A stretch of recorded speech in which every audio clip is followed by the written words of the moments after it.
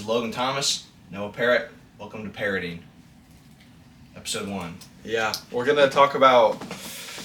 We're kind of just gonna we're gonna talk about anything. We're gonna talk about movies, TV, just kind of pop culture as a whole. We know we're not the first, but hopefully we're gonna be the best. That's the goal. Yes. So, we're gonna start by just kind of talking about our top 5 favorite movies we watched from May. Where we might include TV shows later down the line, but just for this one, we're not going to. And this doesn't have to be things that really specifically in May, just things that we watched in May. You go first? Yeah, I can go first. I don't really have that much because I didn't watch that much in May. It's finishing up high school. It was really busy. So, number 5, I have The Mandalorian and Grogu. I'm assuming it might be on your list. I don't know. No, it's not. It's not. Okay. I only watched 5 things, so it had to be somewhere. Yeah.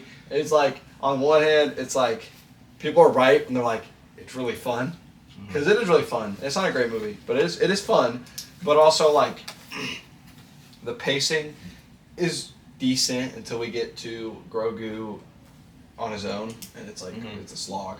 And obviously it's a slog. And, I don't know, Pedro Pascal feels phoned in. Jeremy Allen White feels very phoned in. His acting is, Rod of the Hutt is not good at all. I mean, I think you could ask him that and he'd probably agree. But, on the other hand, it's supposed to be fun. It is fun, but it's also Star Wars. Like, I feel like... Yeah, Star Wars on the big screen. Yeah. And it's been said time and time again. It's said to death, but... Does this movie really need to be made? Like, 1, it was made too late, but 2, did it even need to be made? Why am I watching I this? think maybe in like 2021, is that when it came out? I don't know. Like, in the hype... When Luke Skywalker showed up at Season 2, like, that... And then you drop the trailer. Why are we dropping the trailer when Season 3, which is already people didn't like? It's 3 years old. It makes no sense. Anyway, my number 4 is What's a Nice Girl Like You Doing in a Place Like This? It's a Martin Scorsese short film. I had to dig deep for this one, to be honest. I was not able to watch that much. And really, is it like, it's only 10 minutes long. So it's hard to say that it's like better than The Mandalorian and Grogu, but it is such an interesting watch. It feels like it was made today. You could see the talent where Martin Scorsese came from. You could see, like, I feel like if I was watching that as a film professor in 1960, I'd be like, dang. It's about this guy who kind of gets obsessed with a boat and then like falls into the painting. It's kind of weird, but it's also a really on the nose metaphor for like addiction. And while it is really, really blatant, it is a good metaphor and it's a good analogy. And it's a cool movie. It's just a neat thing. Yeah, it's very ahead of its time, I would say. Yeah. Number 3, I have Just Mercy, which is a Michael B. Jordan movie about he's a lawyer for people who are convicted on death row, and again, it wasn't anything like crazy. I didn't watch that much, but it was good. It was good. Michael B. Jordan puts a really good performance. I can't remember his name. He's an actual like criminal, and he kind of stands up and says the guy on death row didn't do it, and he does a really good job in it. And again, it's not like a phenomenal movie by any means, but it is a fun watch and it's a good watch, and it's a good boredom buster. Number 2, I have The Backrooms. I think that as many flaws as the movie has, which it has a lot of flaws, it's just such a cool idea and such a cool like. It's so cool that the movie is made, and not only made, but made by the guy who made the original video. Like, that's sick. Yeah. So, that's just really, I think that's really cool. And the world building is so good. Like, just making the Backrooms feel alive as they are, and making the entities, that part is amazing. The horror in it is meh. It's not really very scary. I don't know if it's really meant to be very scary. It wasn't scary for me. But it's not scary. The pacing is terrible. It's not good at all. Yeah, the first 50 minutes feels amazing, and then you just keep going on, and it's pretty bad. Yeah. Clark's heel turn is, while kind of expected, way too drastic. And yeah, it's a good movie overall. I'm sure we'll talk about it more. The ending is nice. like the ending is really sudden. Yeah, but again, the world building and stuff, it's all just really strong, and I would be excited for a second one, even though there was a little bit too much sequel bait. But at number 1, it's probably most people's number 1 for May. The everyone's new favorite horror movie, Obsession. Corey Barker is amazing. It's stellar. It's a stellar movie. It's such a fun watch. It is actually. It's not like the scariest thing you've ever seen, but it is. It gets tense. It gets intense. The kill in it feels very almost like The Boise. It's super graphic, like the biggest kill, and that's interesting. The plot is something that's like super simple, and while it is just kind of like a be careful what you wish for movie, I think it does it in such a way that is kind of profound and interesting, because all of those movies are either the genie is good or the genie is always bad no matter what, and this one is kind of you get what you wish for pretty much. Like it's not just going to be out to get you, but it's not going to be in your favor either, because Ian, I think is his name, asked for $1 billion, he gets $1 billion, but I just think again it has its flaws, but it was a really strong movie. Yes. All right. My top 5. I feel like I watched some better movies this month. Wow, you dissing on me? Yeah. Just because I watch a lot more. Honorable mention was Backrooms. It could have been flipped with this number 5 as my first take. I feel like this is pretty terrible for this podcast. At number 5, I have The Godfather. I watched it for the first time. I've never seen The Godfather, so I can't. I watched it for the first time. I'll try to watch it at some point this weekend. The first hour is amazing. It's absolutely stunning. The music, all the quotable moments that you hear in pop culture, it's just amazing. But it kind of drags on until the end, and then the end takes like 5 minutes. And I think it's kind of just, I don't know, there's probably been millions of reviews on The Godfather. It's just like, I gave it a 7 out of 10. You're like Peter. Yeah. Number 4, I have Just Mercy. I've never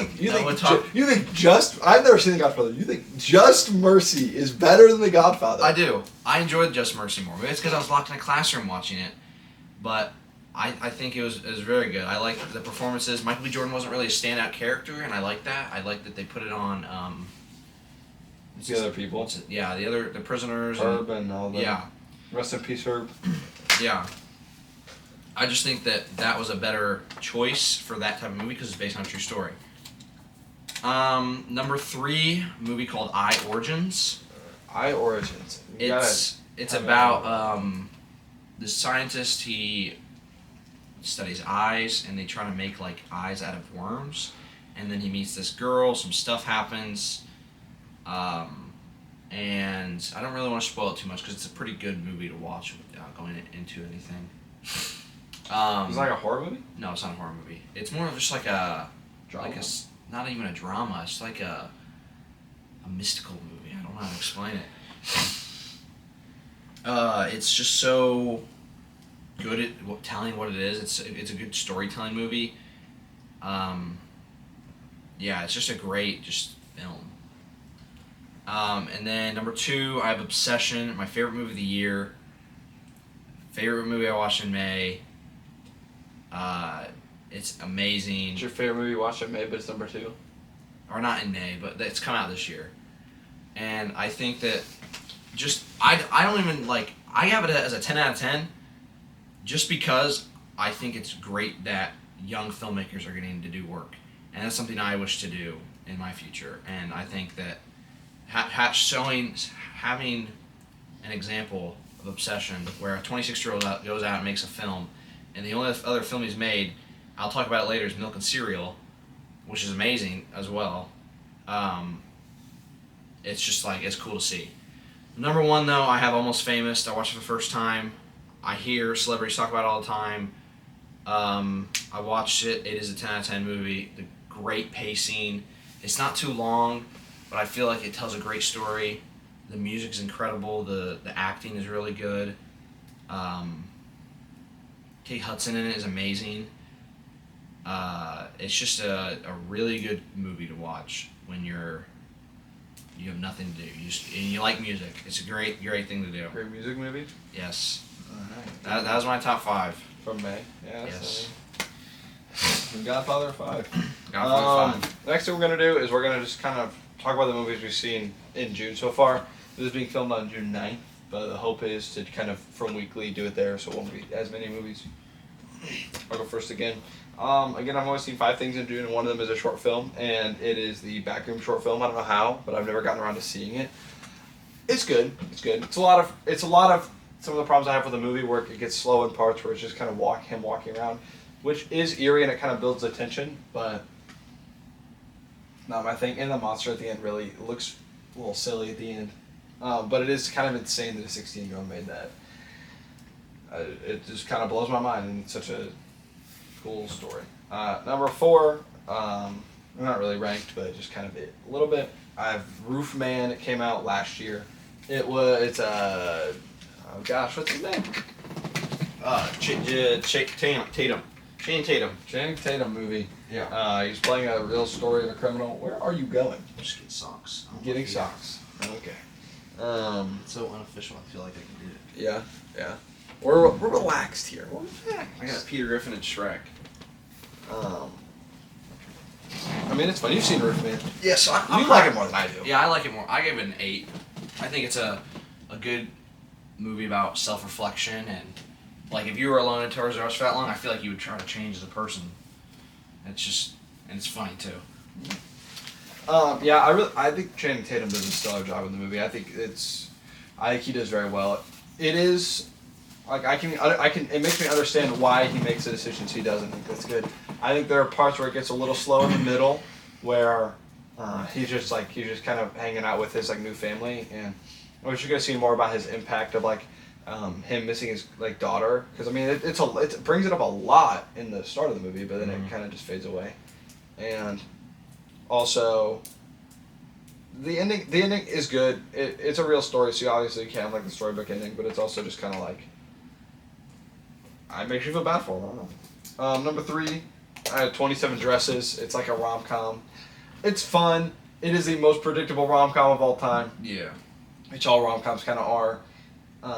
But it's fun. It's got decent acting. It's got a good story. It's not too long to where it feels like it's being dragged out. It's a good, enjoyable time, and I like movies where I can just kind of sit down and have fun with it. Number 2 is The Princess Bride. I've never seen it before. I don't know how. I've not. You've never seen Princess Bride? You gotta watch it, dude. It's great. It's so fun. Inigo Montoya. There's so many famous quotes like, inconceivable, and just like, my name is Inigo Montoya. You killed my father. Prepare to die. And it's just, I thought the movie would be really corny, and I think it is corny, but that's kind of the point. And then it kind of becomes more than the stereotypes that it's like parroting, pretty much. Inigo Montoya is a Spaniard, but then he also when his revenge quest is over, it's hard, stuff like that. And I just think it's a much better movie than it gets credit for. And at number 1 is a movie from like 1942, I think. It's an oldie, it's a classic, and it is actually phenomenal. It's Casablanca. You haven't seen that, right? I have not seen it. It's good. It's really good. It's fun. You understand.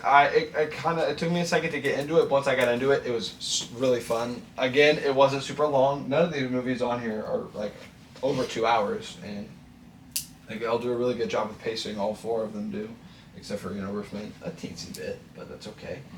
And I don't know. I think if a movie doesn't need to be 3 hours to tell a story.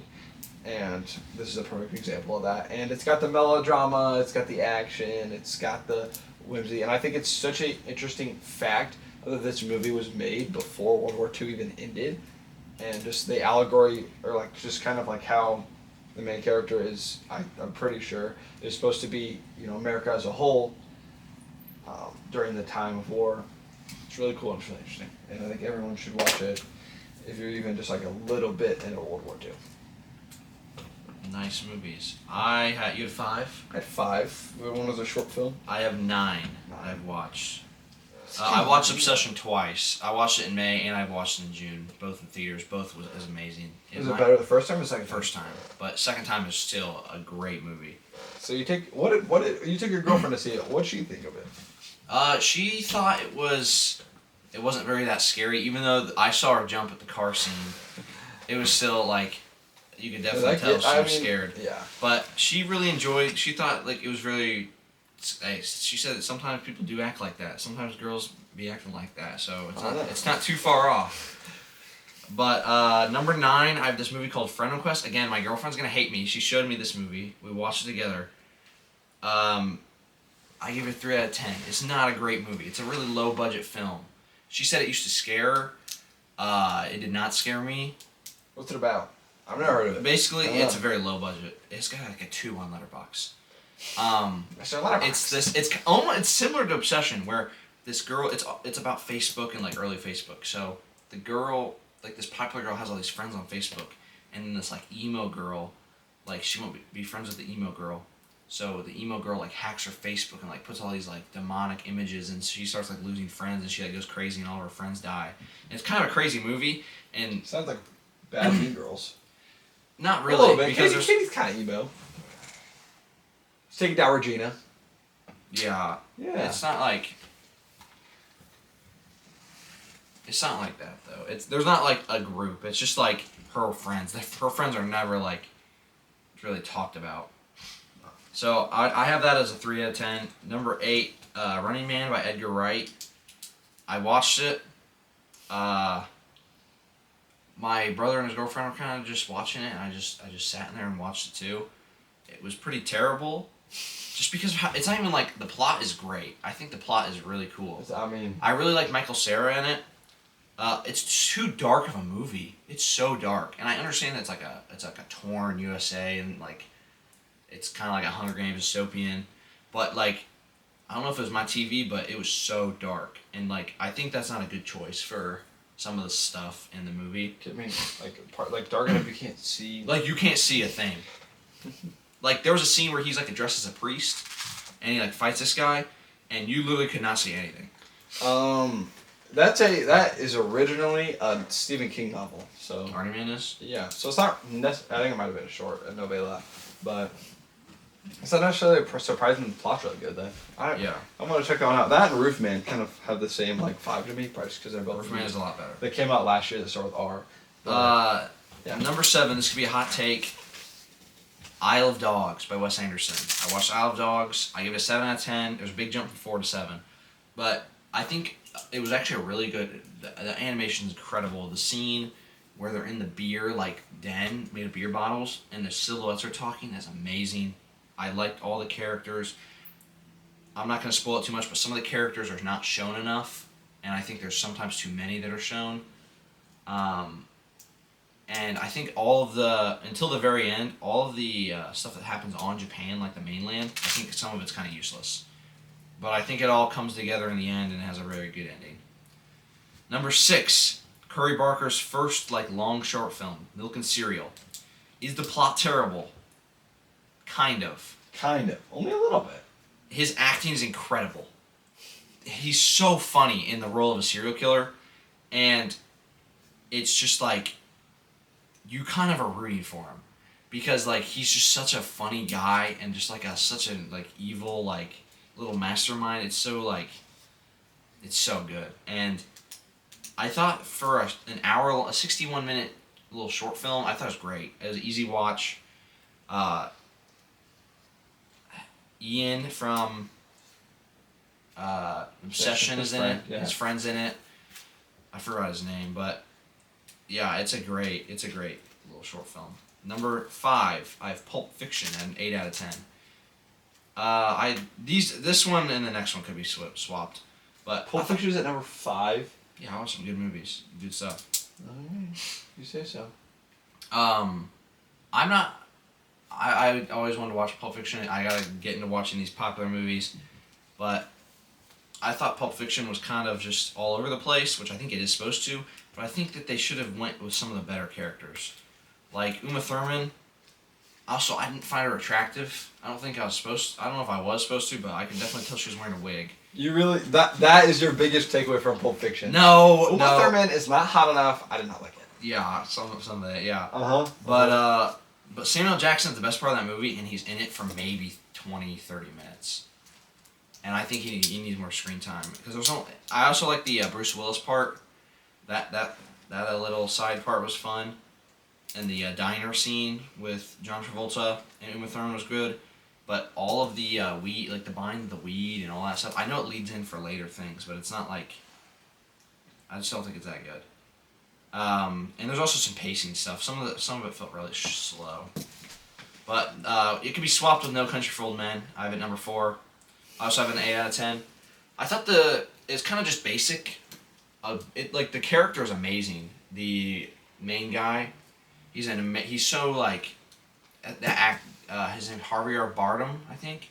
Such an amazing actor, and I think he does an incredible role at just being a crazy person. And he uses a cool silent shotgun. You never see that. I thought that was great. I thought that it kind of reminded me of the cinematography. Kind of reminded me of Dark Knight. I don't know if that's good or bad. It kind of just was like normal action movie.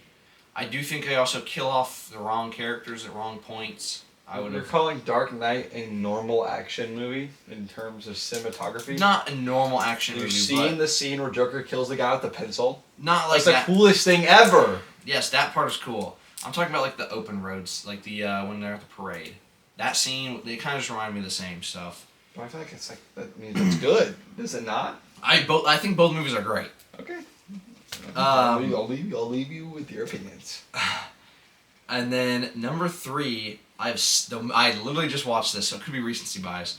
The Civil War on Drugs. This is not a popular movie, is it? It has like 6,000 watch on Letterboxd. It's by Zach Kreger, who made Barbarian and Obsession. It was like one of his first short films. It's a comedy movie where these two guys, during like Civil War times, they're in the South, and this Jamaican slave gives them marijuana. They take the marijuana, and then they start going all crazy, and the South thinks that they banned marijuana, so they try to go and like make marijuana unbanned again. And it's just hilarious, all the characters they meet, and I really like, it's really funny to me that there's like 10 actors in total, and they all play like 20 different characters, and it's really funny. Sometimes you don't even notice. But I thought it was really funny. The acting, honestly, wasn't even that bad for what it was. It was just very enjoyable. A very enjoyable watch. Number 2, I have Challengers. The Luca, I'm not even going to pronounce his last Guma something. He also made Call Me By Your Name. I like that movie a lot too. Challengers was worse than Call Me By Your Name though, and I think it's just because of the cinematography's not as good. I think maybe it's the landscape or natural feel, but the cinematography is good in Challengers. All the tennis scenes going back and forth, it makes tennis interesting. You like tennis? I have no opinion on that. I have no opinion on that. I can't say that. You can't say that. I can't say that. Wimbledon's gonna come take you down. You know, you turn on TV, you see bowling, you see golf, you see tennis. Which one are you turning on? I'd probably turn on golf. Golf? Even though it's probably the most boring, I played golf. No golf darts. Bowling, darts, or tennis. Darts has aura. I would probably put on darts. Those people are crazy. Maybe tennis if it's like intense tennis. Intense tennis is fun to watch, just like in Challengers. I think the submissive and dominant and the manipulative, all those come together. Really? I think it's really funny. Really? The dominant man, the submissive man, the manipulative woman. I think it's very accurate to real life. And then number 1, Ferris Bueller's Day Off. Great movie. Good boy. First time watching it. I know you like that movie a lot. I think Ferris Bueller is a little bit of an idiot and a dummy and mean to his other friends. Even to his girlfriend, I think he's kind of mean. But it's just so like amazing and just so magical. I really like the scene where he's singing the Beatles song, Twist and Shout, and the art scene. Both back-to-back scenes are amazing. It's such a contrast. It's like good. But Ferris Bueller's Day Off is the only movie that made my top 50 on Letterboxd list. In June. So I have better movies to watch. I could watch better stuff, but those are the 9 I've watched so far. Ferris Bueller's Day Off is such a phenomenal film. You didn't even talk about it. The scene where Cameron scream. I mean, it's obviously like a bait scene. It's like supposed to be the best one, but I fall for it. I take it hook, line, and sinker. The scene where he drives the car off the garage is phenomenal. He finally makes a decision that he's not just gonna listen to what everyone else says. Mm-hmm. That is the arc of full center. He's not the protagonist, or he's almost the main character of that movie. Yeah, he has a lot of screen time and a lot of. I think he's the one who goes to the arc. Yeah. Ferris is a change. Yeah. Which is not told from his perspective. Yeah, I mean it's a really good movie. Okay, now I think we're gonna transition into just a kind of more long form obsession review. It's kind of just taking the world by storm. We're gonna try to hop on the train while we can. It's doing phenomenal things in the theaters. I don't even think that needs to be said. It's up to 225 million. Which is, I think, I don't know. As of recording, it's not the biggest thing ever, but because of inflation, with Blair Witch Project made like 100 million on a budget of like less than 100,000. But Obsession is such a great movie to watch. Like coming up from Gen Z, it's such a Gen Z movie. It is such a Gen Z movie. I like where Nikki makes the AI pictures of them. That's my favorite part. It's like a third of a second. It's so like modern, and it just touches the right audience. I think that's why it's made so much. Like, I think Hereditary is still I think my favorite horror movie, but Obsession's pretty close, and I think Obsession does a better job of making the reader, or not the reader, the watcher, understand. Because my friend watched Hereditary and he didn't really, or you watched it, right? No, I've never seen Hereditary. Someone watched it and didn't really. I think it was Braden. Brayrada watched it, and he didn't understand it. He didn't understand like what was happening or anything like that, and I had to explain it to him, and he still didn't really understand. And I think Obsession is more of a basic concept, and there's so many theories about it, just like the cat, Nikki being the soul of the cat.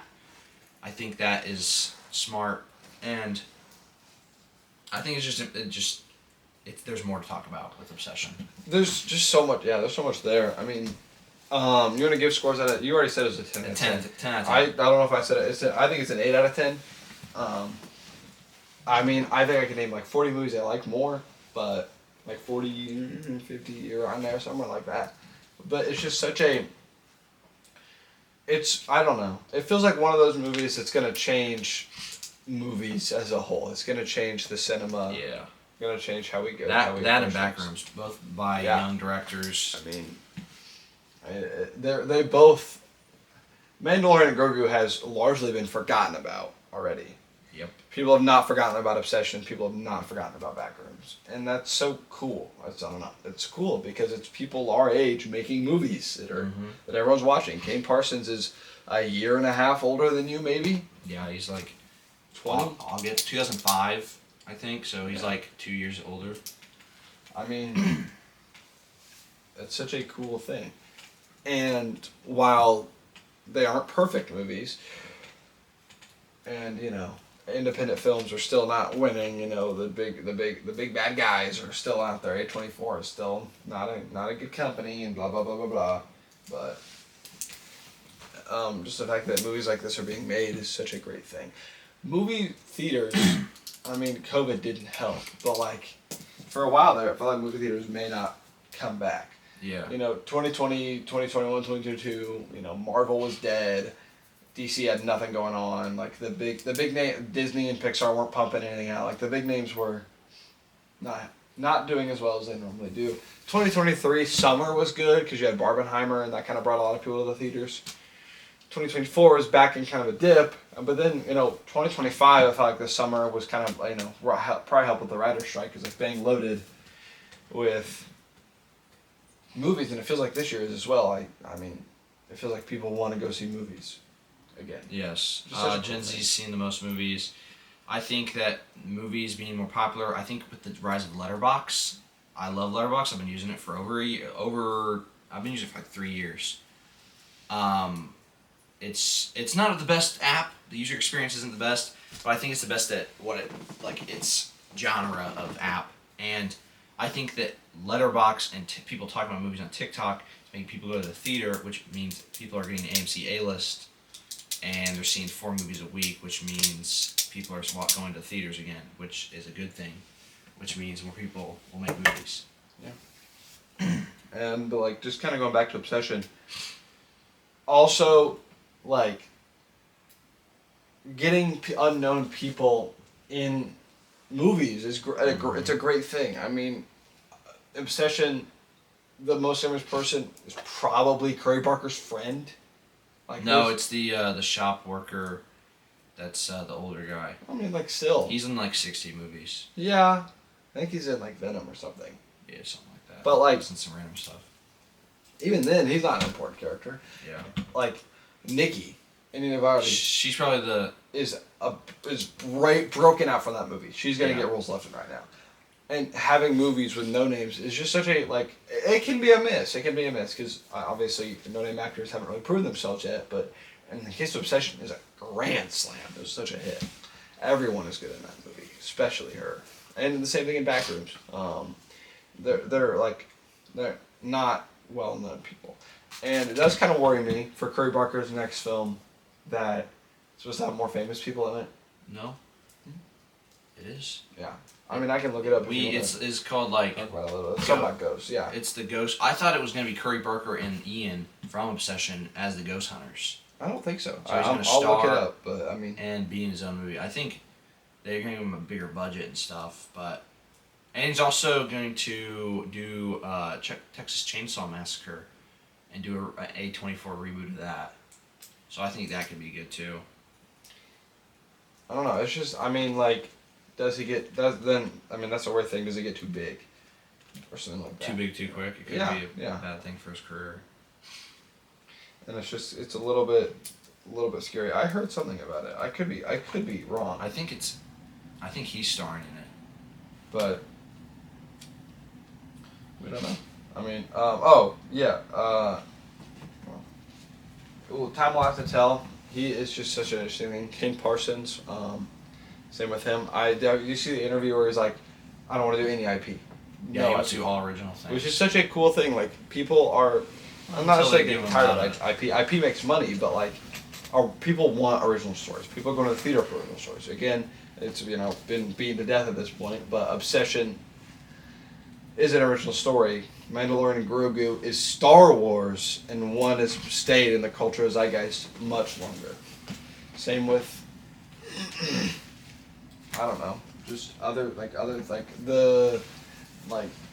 anything. Like James Bond movies and Mission Impossible movies. People are getting tired of stuff like that. People want new original concepts. Yeah. I don't know about James Bond or Mission Impossible. Last one made like $1 billion. Yeah. No. They make money, but they're not staying culturally relevant. Yes. No one remembers them because there's so many, and I think people will kind of see with this slate of movies coming out the relevancy may be more. Hopefully it would be more sought after. It probably won't be because people will like money a lot more than they like people talking about their money, but who knows? I'm going to switch our focus over to, I think this is important for our first episode, our top 4 favorite movies. Top 4 or top 10? You get top 4. That's fine. I can do top 10 if you want. That's fine. We're good. Top 10 has more interesting things in it, but yeah, let's do top 10. That's okay. We'll do top 10, and then we could call it a day. Just kind of not make it super long for this one. Do you want to go first? Well, let's go. I'll do my 10 and you do your 10. All right. My 10th favorite movie is One Battle After Another. It was like my 6th favorite movie. I watched it in theaters with some friends. They thought they were going to hate it, but then they eventually liked it. The chase scene, the music, acting, amazing. There's a reason why it won a bunch of awards at the Oscar. It is a great movie. I will say the marketing campaign made it look terrible. Yeah, the trailer was really bad. That's been a kind of a trend recently. Marketing campaigns have just not been hitting. People are not realizing how to market good movies, and yeah. I don't think One About After Another is even like that much. I liked it, didn't love it. It's probably 7 or an 8 out of 10. It's a solid film, but yeah. I mean, I could definitely see why you put it there, but I would not have it there myself. Number 9 is Almost Famous. It's just incredible. I think that every performance is amazing. There's in all these top 10 movies, no performance is bad. I already talked about my other ones, but it's just so amazing. You gotta do yours now. You're 10 and 9. Oh, we're going like 2? Yeah. Okay. Let's just do that. Okay. That's fun.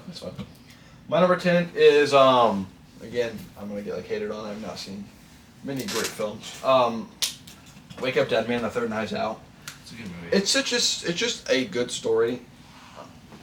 You haven't seen the first one yet, have you? I've not seen the first time. I have the first one at my 14th spot, and I have Dead Man at like 30 something. 30. Yeah.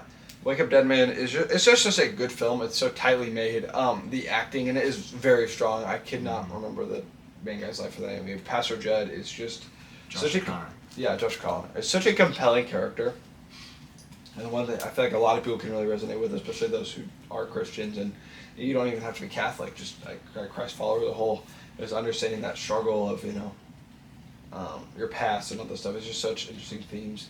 And even though, I think the way the murders come out is a little convoluted, it does make sense, and it's just a very good story. It's just a good movie to watch. It's a very entertaining movie, and I didn't personally see it coming, but I also am not very good with mystery movies.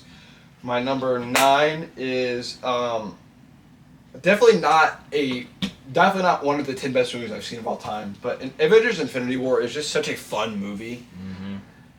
They do the team up, Marvel makes the team up with Avengers first time, completely revolutionary, completely new, changes the way superhero movies are made, and then they do it again in Infinity War.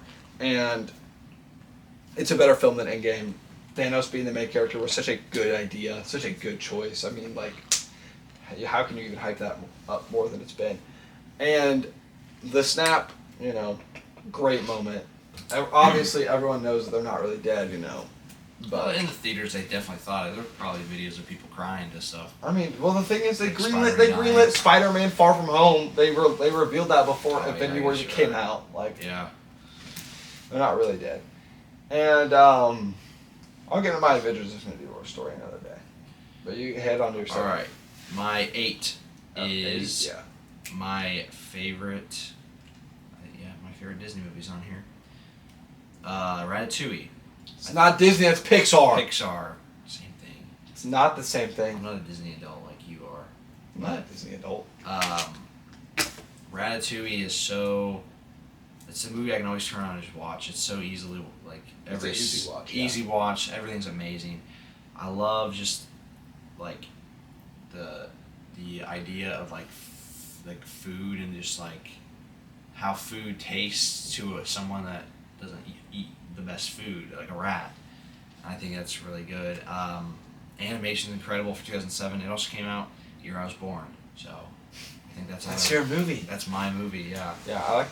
I like the idea of changing anyone can cook to being any person is able to cook to any person is able to cook. I know it doesn't make sense, but it's not everyone, but it could be anyone. Mm-hmm. Such a strong theme. Yeah. All right, you're number 7 or you're number 8. Oh, we're going like that now? Yeah, Okay. yeah. All right. My number 8 is another movie that was advertised to look terrible. Then I watched it, it was great. Puss in Boots: The Last Wish. Oh, yeah. It's a good movie. It's, again, I think that's not a perfect movie at all. But it's so fun. It's just such a fun movie. And Puss in Boots is such a deep character for someone that really wasn't in the first movies. And, the first Puss in Boots movie is not great. It's not. Yeah. But the second one just levels it up so much, and the Death is a great villain. Big Jack Horner is a fun villain. He's just he's funny. All the villains are good. The Goldilocks and the Three Bears are interesting. Perrito is he can get annoying at times, but it is funny and it's endearing, and it's just such a strong movie. So it looks really good. It's paced really well. It's just a great movie.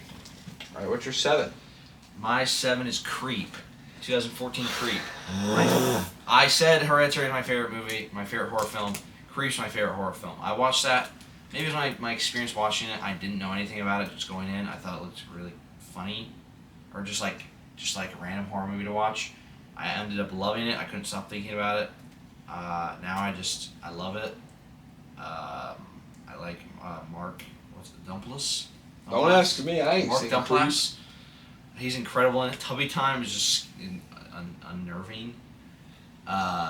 Peach Fuzz is hilarious and very scary when it's supposed to be.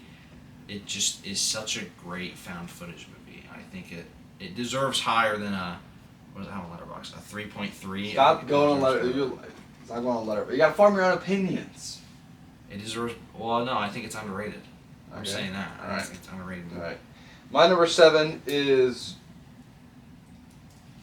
just kind of what you were talking about, to where like kind of with Ratatouille, where you can just sit back on the movie and enjoy it no matter what scenario you're in. I think 10 Things I Hate About You is just, it's the best rom-com there's ever been. The best rom-com ever made. Heath Ledger, the other Joker, I'm an idiot, is such a phenomenal actor, and he's great in there, and everyone else is doing good too. But the marching band scene is really fun, and the twists are all really fun, and it's just it's the perfect movie to just sit back and enjoy. Yeah. Well, it's almost a perfect movie to sit back and enjoy. I think there's one better than it. My number 6 is Call Me By Your Name. I talked about it earlier. It is incredible. It is, yes, the love in that is such a weird type of love, and I don't even look at it that way. I look at it just, it's filmed on site in Italy. The music is amazing. It's just like, it's also the music, the needle drops, great. It's probably the best shot movie I've ever seen. And I think cinematography is a very interesting thing for me, and I think that's why I like it so much. It's so, like, all the TikTok edits, and, like, it's just great. It's a great movie, and it's an easy watch, too. You can watch it, and there's so many quotable moments. There's a weird scene in there, too. Like, it's just great. All right, my number 6 is La La Land. Yeah, I like that movie. I hate watching it, but it's such a fun movie. Ryan Gosling is probably my favorite actor. It's the most vanilla take of all time, but favorite current working actor, I should say. I really like Project Hail Mary this year, probably a lot more than he did. I think that's still my favorite movie that's come out this year so far. And Emma Stone is also phenomenal. They both are amazing. And the honestly, my favorite part of the movie isn't even the movie itself. The score is one of the best movie scores of all time. Yep. Every single song is great. Yep. And whether it's just like instrumental or it's got lyrics, such a strong one. And I think that it's just so interesting. You could watch it 100,000 times and you wouldn't pick up on everything that the director made. There's a lot in there. And it is, Welcome to Seb's is obviously one of the most heartbreaking scenes ever, but wow, it's just such a good movie. All right, what's your 5? My 5 is La La Land. Yeah, La La Land. I talk more about it. Watched this before you, I think. Yeah, I watched it a little over 2 years ago. I think I watched it 3 years ago. 3 years ago. Wow, old man. I always saw this. I was like, oh, it looks dumb, but I like musicals. I think it's a great movie. I think the ending, it was not expected when I first watched it. You thought they were going to end up together? Or I don't know what I thought. You just didn't expect that? Well, no, when they... I don't remember what my initial thoughts were. But it's just such a beautiful movie. Like, the scene with the bench, that's such a great scene. Yeah. It is also filmed on site in LA, I think. Is it filmed in LA? I mean, I think probably. Who cares? I mean, most things are filmed in LA. It's not like that's like wherever it is. I think it's on set. It's just the music is amazing. It's in I have it on Spotify. I listen to it a lot. Yeah, I mean, practically it's great. Is king. Yeah. What's your number 4? My number 5. My number 5 is Ferris Bueller's Day Off. Something we've also talked about today. That is the ultimate sit back, relax, and enjoy movie. It is. You can watch it again at any time.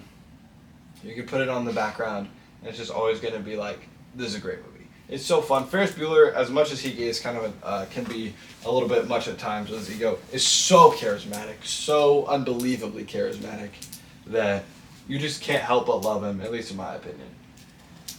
And the other characters are good as well. And the principal is like the most 80s thing ever. We're just trying to break into the house and he gets beat up by the dog. It makes me laugh every single time. That's good, yeah.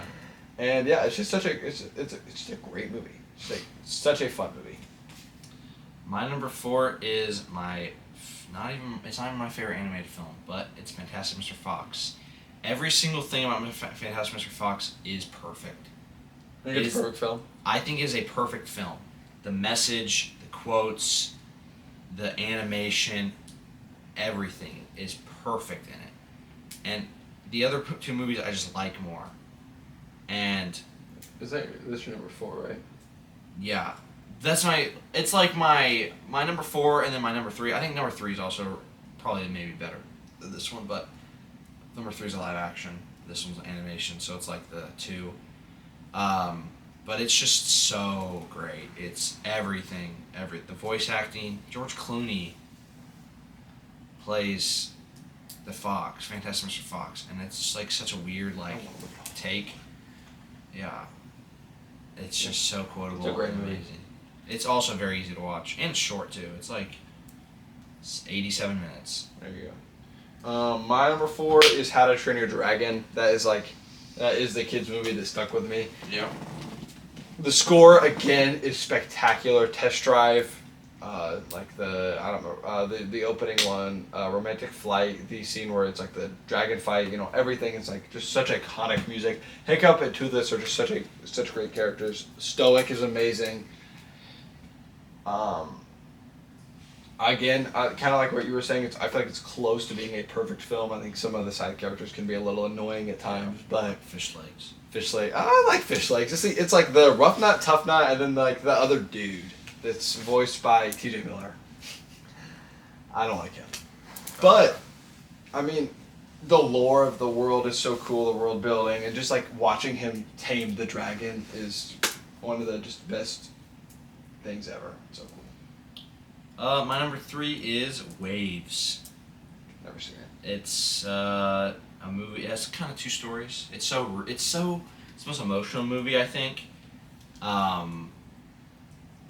It made me think about my future and what I do and what I don't want and how I want to live my life in the future. It's just such a life-changing movie. I think I'm only gonna watch it once though. I might show it to someone or something like that. But I'm not going to watch this movie by myself unless it gets really bad for me and I got to watch it or something to change me again. But it is incredible. The music, I think most of it's by Frank Ocean in the movie. It's all Frank Ocean songs. And there's basically 2 stories. The first part, such tense moments, and the second part is just such a loving relationship, best relationship you might see in a movie. I don't know. It's great. What's All right. your number 2? My number 3. My number 3 is The Truman Show. That's a good movie. I love that movie so much. Just watching him slowly figure it out and the set fall apart is just so interesting. Jim Carrey is so good in that movie as Truman. And there's really not much more for me to say other than it's just spectacular. It's just such a cool movie. It's so interesting that someone came up with the concept and actually made a film about it. My number 2 is, I think this is also kind of a perfect movie. Probably my favorite movie. I think it's maybe the best one, but it does have its highs are higher than Fantastic Mr. Fox, but it has a couple of low moments. And that is Perks of Being a Wallflower. It's one of my first movies that I watched. So I was like, oh, I love movies. That's in my now. top 20, I think. Yeah, it's just so great. Every the 3 main characters. Ezra Miller has controversy. He doesn't have controversy in this movie. It's just amazing. The story with his aunt and stuff, I think, can be reworked a little bit. Don't spoil it, Buster. I feel like people should have seen it by now, but it's It's a good twist. I think that part could be redone a little bit, but I think it's still really, really good. And it's also really funny, and the cinematography is amazing. The tunnel scene, it's great. It's funny that the song they couldn't find is by David Bowie. I think it's funny. It's really, you couldn't find a David Bowie song. Yeah. But yeah, Emma Watson's great in it. I don't remember Logan Lerman. Logan Lerman, he's really good. It's just, it's a movie that sits you down and you never want to take your eyes off the screen. Yes. Even if it's a slow moment. My number 2 is Spider-Man Into the Spider-Verse. You're going to see a trend with my number 2 and my number 1. Miles Morales is one of the most interesting characters ever put to screen, in my humble opinion. I think I personally, this might be my hot take for the day, I personally prefer Miles Morales over Peter Parker. That's crazy. Peter Parker's just kind of been overdone for me. Miles Morales is new and he's interesting. And his relationship with his dad is just the beating heart of that movie. And I love it. The movie's funny. It's gorgeous. It looks beautiful. This and my number 1 are both, some of the most beautiful films ever made. that the story is tight. The Prowler is such a interesting idea to put in the first one. It's super good. Kingpin is a phenomenal villain. The other spiders are likable. There's literally there's nothing wrong with it. It's an easy watch. It's so good. It's just such it's a in my good top movie. 50. It's a 10 out of 10 movie to me. But I think that it's sometimes like all the good moments out. Like I feel like there are some bad moments. I just can't remember. My number one movie. It's not the best. It's a great movie. Lego Movie. The Lego Movie is my number one favorite fun. movie. It'll never change either. Like my top 4 could change. For a while, I think I had the Batman on there, but now it's at like 13. So I've definitely seen better movies, and it's just the Lego Movie. I have a Lego tattoo.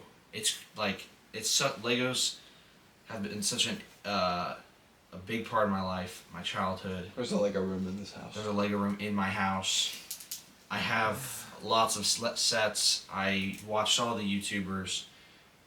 And when I knew there was going to be a Lego Movie coming out, I had to see that in theaters. I think I saw it like once in theaters, but when it came out on streaming, Like DVD, yeah, I bought it, and I rewatched it a million. I've probably seen the movie 20, 30 times. And I'm a type of person to not like. I don't rewatch movies. I mean, I think we're trying to sense a trend that we like movies that are easy to watch for. I mean, I guess that's kind of what people will like, but I feel like it's a very easy watch movie. Yeah. Maybe just because I've seen it so many times. I don't know. I've also seen like a movie like 100 times. Yeah, there's some easy watch movies. Like Waves is not an easy watch movie, but Lego Movie. It's not. There's not enough words I can describe it. It's just so creative, and it's full circle moment where he doesn't think he got it the whole time. He was the special the entire time. It's just a little Lego brick on his back. Yeah. And Will Ferrell is actually amazing in it, and I don't think that's talked about enough. Yeah, that's like one of his better performances, I think. It sucks that the second one is so bad. Yeah, but they also made the Lego Batman movie, which is amazing. So. That's true. All right, we'll finish off today with my number one, which I mean you probably might have been able to guess it, is Spider-Man Across the Spider-Verse. I think I literally go back and forth all the time of which one is better, which one is worse. It's really hard because they are both phenomenal films. I think I like the second one just a little better because you get so much. I'm talking really fast because I'm excited. You get so much world building that you don't get in the first movie, and there are things I don't like. I don't like that Peter B. Parker is not really in it, and I don't like that he turns against Miles. I kind of get why he does, but I also don't get why he does. It doesn't make sense to me. But also, the new characters are phenomenal. Spider-Punk is one of the most likable people. Spider-Man India is cool. Spider-Man 2099 I really like him. Such an interesting villain. And just you get where he's coming from. I mean, it makes sense, and from his perspective, it makes total sense. Mm-hmm. And just Miles, everything in it. You get a lot of stuff with his family in the start, and then you get a lot of stuff at the end of the multiverse stuff, and just that whole third act where where everyone's like chasing him down, is so cool. And when he's pinned by Spider-Man 2099, it should be really corny when he's like, nah, I would do my own thing. But like, it's not, because you get where he's coming from. Yeah. You understand what he's doing. And just kind of wrapping up on that, the Spot is also, I'm really more with him in the third movie. Yes, the Spot is such a cool villain to make the main villain of like the Spider-Verse trilogy, really. And that's just such an interesting idea.